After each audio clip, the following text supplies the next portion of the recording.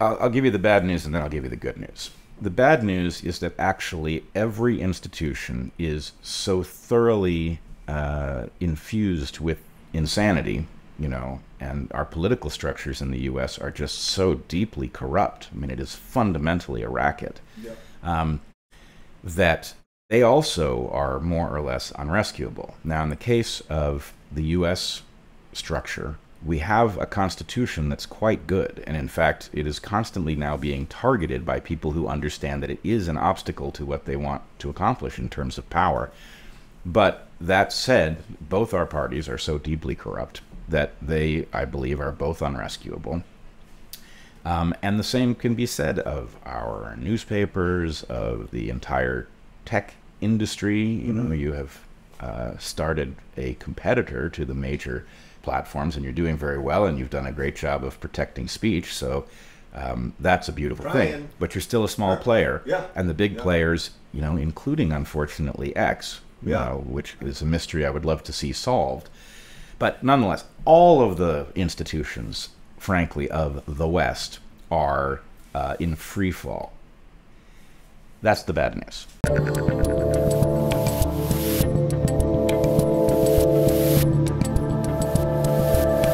Bret Weinstein.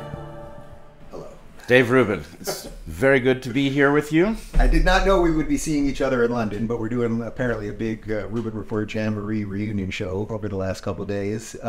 There's something I think deeply interesting about what put you on the map at Evergreen, which everyone knows about, and the protests and the threats of violence, and now that you and your wife Heather no longer have jobs there after dealing with the mob, and what we're seeing sort of burst across academia all over the West right now. I suppose you are not that surprised. No, in fact, How is that to tee you up? rather famously said that this was going to spill out into the world, and that it really was not about free speech, and it was only tangentially about college campuses, and that it would eventually infect everything, which it is doing. And it's a pity that it had to get to that stage for people to realize that that was inevitable. But I guess we're here now, and maybe there is still time to rescue something. Do you think there's a time to rescue something? Well, why don't we do the academic level first before we get to sort of the political portion of it, which is what's happening here. Yeah, no, you can't rescue the academy. It's unrescuable, and the reason that it's unrescuable is that the toxic intellectual environment has been so aggressive for so long that there aren't enough people left in the academy who know how to do the job properly, right? The number of people, most of those who did know how to do the job properly, either realized that academia wasn't the place to do it and they never completed their degrees, or they were driven out. And the people who are there are largely there because of an epidemic of cowardice that has allowed them to dodge the ire of the revolutionaries. But do you really want, a faculty full of cowards who can't manage to resist insane ideas like 2 + 2 might not equal 4, or pedophilia might be a concept that we have to reinvestigate, or that science has discovered that men can become women? All of these things were insane from the get-go. So you've got a faculty who, even if they privately know better, won't say so. Those people are not in a position to staff a university that works. I asked you this the first time we ever sat down, when did the whole Evergreen thing blow up? Just some context for the audience. Well, roughly 9:30 in the morning, May 23rd, 2017. Roughly. Okay, That's so when it began. I had you on. I think you were the first. I was the first interview you did, so it was probably about That is true. maybe 4 or 5 days after that. One of the things that I asked you, and I wonder if your perspective has changed a little bit, is do you think that even you and Heather should have seen it first? I mean, you guys were at a wildly, I think Evergreen was considered arguably the most lefty college in America, or the second most lefty. Obviously Pacific Northwest, Portland, Seattle, Washington, etc. Do you think that you guys should have seen it first, or done something earlier, sounded the alarms earlier? That's a great question, and actually I was just thinking about it yesterday. We did see it, and in fact, Heather and I have known each other since high school.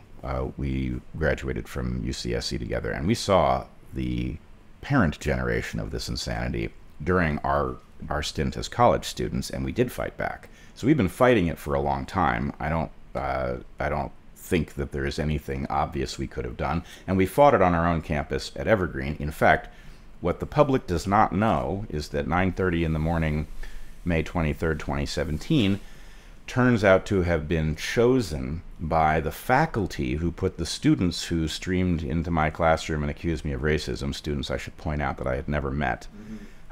The faculty who put them up to it chose that day because it was the 1-year anniversary of my standing up in a faculty meeting where there were no students present and fighting as the only voice who spoke against a particular initiative in which faculty were going to be forced on an official document to chronicle their own racism annually.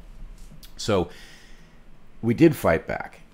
On the other hand, there is a degree to which after Heather and I got ejected from the academy, there was still a degree of, it took time to actually see the world with full clarity on the outside. Yeah. I would imagine that if you are a spy who adopts the language of whoever it is you're spying on and lives amongst them so that you can collect information, there's also an inevitable picking up of belief structures or ways of seeing the world. And when you find yourself back home, it must take some time to regain your full faculties. And I think there is a degree of that some of what was going on around us we didn't see, and some of it we saw very, very clearly. But it's impossible when you're embedded at that level to be perfectly clear-headed. So if you believe that the academic layer has just sort of disintegrated, what do you think about the political layer? I mean, that's not fully what ARC is about. ARC's really trying to figure out what the story is so that we can get it across disciplines to fix some of this stuff. But like politically, what do you think is supposed to happen? Well, look, here in America, wherever you want to go. I'll give you the bad news and then I'll give you the good news. The bad news is that actually every institution is so thoroughly infused with insanity, you know, and our political structures in the U.S. are just so deeply corrupt. I mean, it is fundamentally a racket. That they also are more or less unrescuable. Now, in the case of the U.S.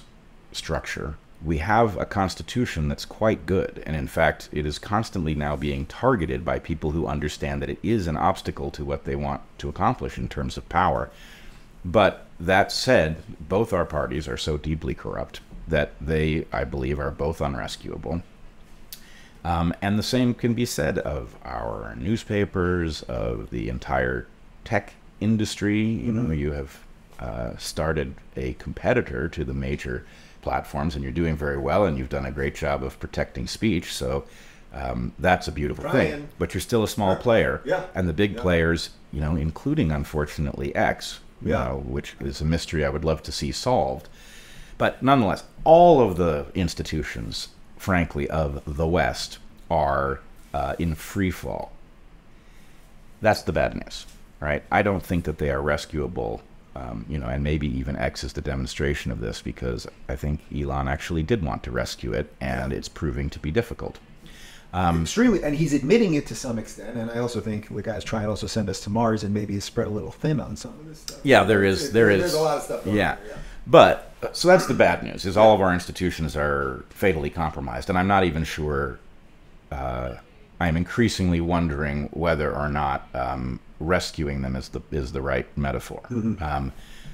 But the good news is that the force that I call Goliath has taken almost every single player that you could want on your team and shoved them out of whatever institution they were in and pissed them off in the process. So effectively, Goliath has created the dream team that you would want to gather if you wanted to fight Goliath. Well, that's why these 3 days have been so special to me personally. It's like all of these people who I came to know over all these years for all these different reasons, right? The fact that you just showed up at my doorstep one day after going through what you went through, and it's like, we're all here now, so maybe? Well, it's time. I mean, it's actually, frankly, late, but it's not too late as far as I know. So I do hope that the proper thing gathers. I'm a little concerned, I'll just be frank with you. Conservatives are right about an awful lot these days. We have thrown out so many babies with the bathwater, and obviously that has traveled on a carrier wave of at least nominal progressivism, that the conservatives are now seeing how right they were and they're feeling vindicated, and I get it. Yeah. But that said, you cannot conserve your way out of our predicament. That we are actually in a new place, and our dysfunctions are actually in part a measure of the fragility of the structure that we had. So if we're going to get out of this, we can't just... It can't just be conservatism. Yeah, you can't... You need to build new things and conserve old things. Right. Which is trick, which ironically is also a liberal concept to some extent. And this is the thing, you know, and if you actually were to go back and look at all of the places where Jordan Peterson and I have interacted, this has been a constant refrain between us, and he's been great on it, right? I keep saying, look... It's what he represents to me. Right. The tension between these things is what makes it work. The tension between the liberals' desire to solve problems and the conservatives' desire to prevent us from doing stupid things that bring about, you know, new dysfunctions that we didn't even see coming. Can you give me a biological example of what's happening right now? Like, is there a way to look at an organism that has gone through sort of like the systemic failure that you're talking about that ends up surviving? I'm sure you can give me a lot that, you know, the systems fail and then the animal dies. But well, is there something sort of evolutionary that kind of works here? Yes, but it isn't what you're asking for. It's not like you know, it's not like I can point to sea otters and you know, use them as an example. The example is people. So let me just lay out the sort of brief model, and this is for people who want to dive deeper. This is in the book that Heather and I wrote, Hunter-Gatherer's Guide to the 21st Century. Human beings are different than any other species that has ever existed. We have a specialty, and our specialty is having no specialty. And the way we do that, we get the advantages of a specialist species and the advantages of a generalist. What's happened is that our genomes have offloaded the work of evolution, the adaptive capacity, to our cultural minds. Or to our systems, basically, right? Is that... It's really, the genome backed its own control off and handed over the job of adaptation to our cultural layer. And because culture can move horizontally, it evolves at a rate that is many, many orders of magnitude faster. So it can adapt to novelty, whereas your genes would take forever to confront new problems. So that's great. And what it means is that whereas most species have a niche, human beings can have niche after niche. We switch niches as part of our mechanism for being people. Now, the way we do that is that when our ancestors' wisdom is functional, which is most of the time in history, we just apply it. And that's the cultural packages we are handed, the religious doctrines that we have, the principles that our grandparents told us. When the ancestral wisdom fails, when it's inadequate, either because you've moved somewhere that they didn't know anything about or because something has changed, what we do is we move into consciousness. Consciousness is our tool for dealing with novelty. And so what people misunderstand about consciousness is they think consciousness is fundamentally the thing that we all experience in our own minds, our awareness. That's secondary. The primary function of consciousness is what we're doing right now. It's the thing that humans uniquely do. It is the sine qua non of humans.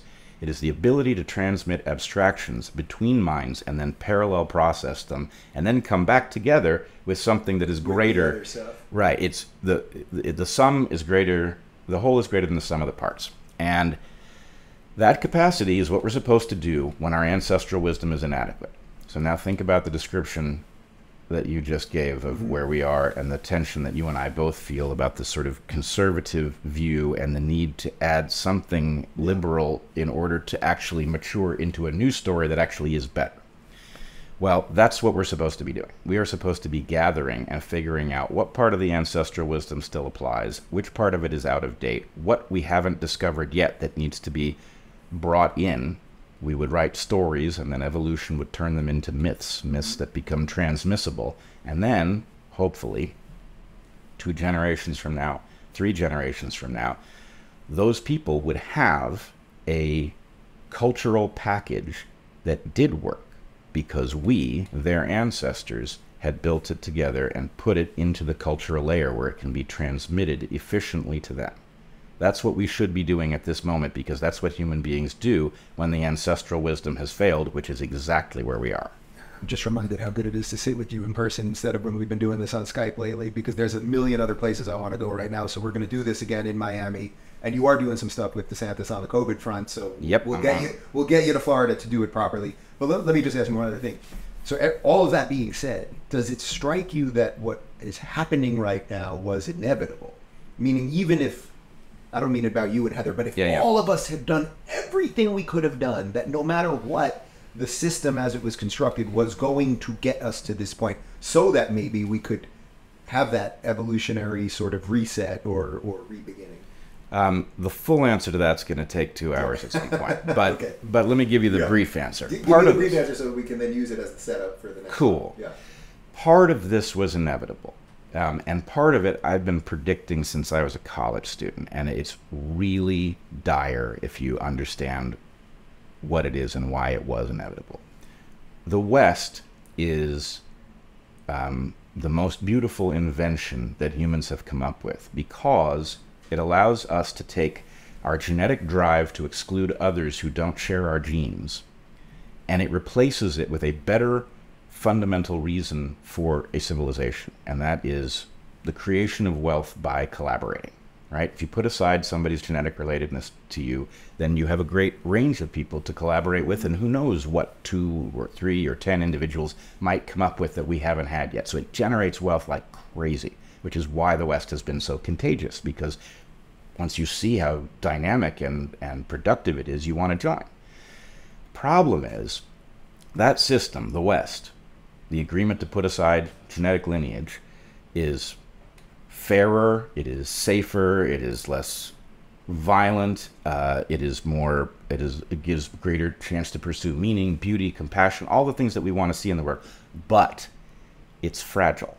And the problem is that when the growth runs out, when you stop being able to generate growth because the next frontier is not obvious, it breaks down into the prior order, which is lineage versus lineage violence, essentially. What you're seeing in the Middle East is that outbreak, which was inevitable. But the problem is, because the world has now run out of the mechanisms for generating growth, or even pretending that there is growth, the whole world is going to, the West is falling apart in front of our eyes, as predicted. Right, it's interesting. So basically what we're saying is, if we had new places to explore, even on planet Earth, that might be an avenue for it, right? Or maybe we have to be, this would be an Elon version, we have to be off planet. If we just had other avenues to do some of the stuff that humans are kind of set up to do, that may be some of, but we're sort of at the end of the road in some respects. Right. Our current thinking. And I'll just put it in very intuitive terms. If you think about it, if you are in a place where there is a growth potential, then you got to be a total dick to go after people because of the shape of their nose or the color of their skin, right? Why go after people when you can just bring stuff into the world and make wealth out of it? But when there's no opportunity to do that, the natural thing is to figure out, it's musical chairs, and suddenly the music has stopped. And, it's not that there's one chair too few. It's like 30% of us are not going to be around. So who can I collaborate with to make sure we get chairs? And blood is thicker than water. That's why this is happening. So if you don't want to see a massive wave of anti-Semitism, which of course we are already seeing as predicted, if you don't want to see the world descend into these factions in which they go after each other because the music has stopped and it's time to team up based on genes, what you need to do at this point, I don't even think we can rescue the West. What you have to do is rekindle it. The way the ancients might carry an ember in a sack so that when they got to a new place they could start a fire without having to break out the bow drill. We need to rekindle the West from that which remembers what it was, and we need to buttress it so that it's actually capable of not running out its own growth opportunities. And if we don't do that, I'm afraid that it's not even that we're being returned to this awful phase of history from which we came. We can't do that with the weapons we have. Right, it won't last. Right, that's the other thing. Throwing algorithms and new weapons, and now it's far worse. Yeah. Right. So the real point is, look, and I don't like saying this. I don't like being an us and them kind of guy, but unfortunately the logic takes me there. It forces me to it. This is us versus them, and us is anybody who gets why the West is the answer to this puzzle. And anybody who doesn't get it, I don't care what flag they're waving, those are the people that we either have to bring on board or figure out how to deal with their opposition, because they're in a position to kill off this experiment, and by this experiment, I mean the human experiment. I normally try to end interviews on a positive note, but since we agreed that this is just the prelude to a longer thing, yes. Good to see you, my man. Great seeing you. If you're looking for more honest and thoughtful conversations about politics instead of nonstop screaming, check out our politics playlist. And if you want to watch full interviews on a variety of topics, watch our full episode playlist, all right over here. And to get notified of all future videos, be sure to subscribe and click the notification bell.